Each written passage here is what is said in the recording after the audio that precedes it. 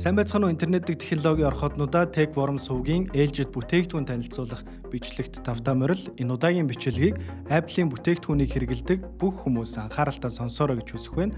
Учир нь таны бүтээмжийг нэмэхийн сацуу Mac-та төгс хосолж ажиллах дэлгэцийг танилцуулъя. Энэ бол BenQ MA270U.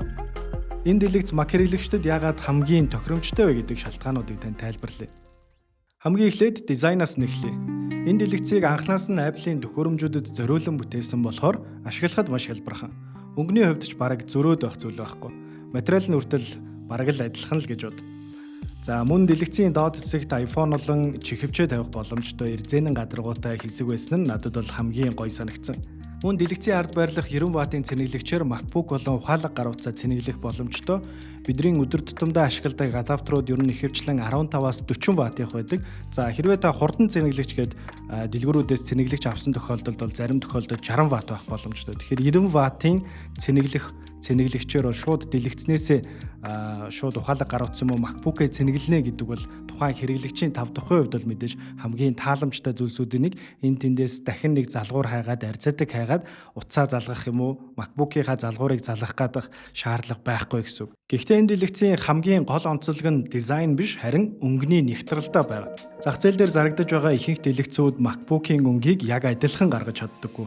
Харин энэ дэлгэцийг анхнаас нь Mac-ийн дэлгэцийн өнгийг яг цав гаргадаг байхаар зохион бүтээсэн болохоор ямар нэгэн нэмэлт тохиргоош хийх шаардлага байхгүй. Шууд дэлгэцээ олбоод залгаад ашиглахад л хангалттай гэсэн үг. Энэ үзүүлэлт нь видео бичлэг эвлүүлдэг, график дизайн хийдэг хүмүүсийн хувьд бол хамгийн чухал. Яагаад гэхээр Premiere Pro ч юм уу, Photoshop зэрэг бичлэг зураг засварладаг програм дээр ажиллаж байгаад экспортлоод гаргаад ирэхээр ажиллаж байсан өнгөнөөсөө тис өөр байх тохиолдлууд гардаг. Харин энэ дэлгэцийг Mac-та хосолж ажиллуулж байхад ийм эрсдэл бараг гарахгүй гэсэн үг. Миний хувьд энэ дэлгэцийн өөр нэг таалагдсан зүйл нь үйлдэлээ систем. Энэ дэлгэц Apple-ийн үйлдэлээ системтэй нэлээдгүй төстэй үйлдэлээ системийг ашигладаг болохоор хэрэглэхэд маш хялбархан, мөн дэлгэцээ тод бүдэг болгох, дуугаа чангалж намсах зэрэг үйлдэлүүдийг шууд Mac дээрээсээ тохируулах боломжтой. Ихэнх дэлгэцнүүдэд бол яг иймэрхүү тохиргоонууд бол байдаггүй. За үүнээс гадна Display Pilot 2 нэртэй програмыг суулгаад бүр илүү олон сонирхолтой мөн хэрэгтэй функцүүдийг ашиглах боломжтой. Харин оролтын хувьд 2 ширхэг HDMI, 2 ширхэг USB-C, 2 ширхэг USB-A оролттой.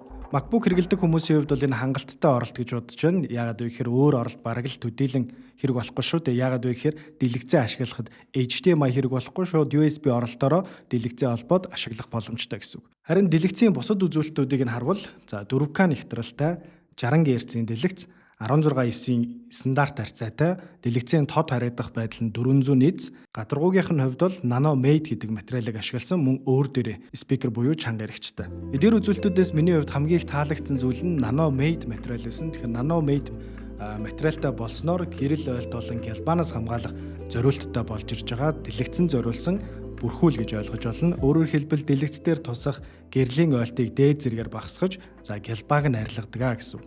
За энэ нь цонхны эсрэг талд суух эсвэл хурц гэрэлтэй орчинд ажиллахад дэлгэц дээрх дүрс илүү тод харагдах боломжийг бүрдүүлж өгч байгаа юм. Мөн орчин цагт хүн болгон дэлгэцийн өмнө маш олон цагийг өнгөрөөж ажиллаа хийхээс гадна өөрсдийнхөө дуртай контентуудыг үздэг болсон шүү дээ. Тэгвэл яг энэ үед дэлгэцнээс нүдээ хамгаалах хамгийн чухал асуудал болоод байгаа. Зарим энэ дэлгэцийн хувьд шинээр нэвтэрч байгаа Eye Care технологи нь хараанд сөргөөр нөлөөлөх элементүүдийг устгаж нүд ядархаас сэргийлдэг.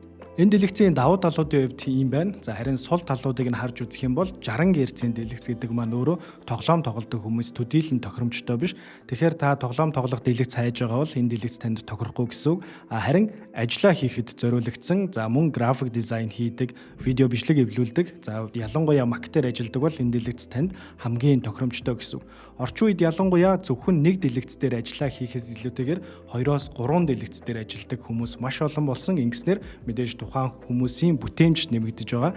Хэрвээ та одоо хүртэл нэг дэлгэц ашиглаж байгаа бол 2 дэлгэцийг ажилдаа нэг туршаад үзээрэй. Харин MacBook ашигладаг бол BenQ 270U дэлгэцийг сонгоорой. Хэрвээ та MacBook дээр төгс хосож ажиллах энэхүү BenQ-гийн дэлгэцийг сонирхож байвал PC Mall-ын дэлгүүрүүдээс худалдаа аваарай.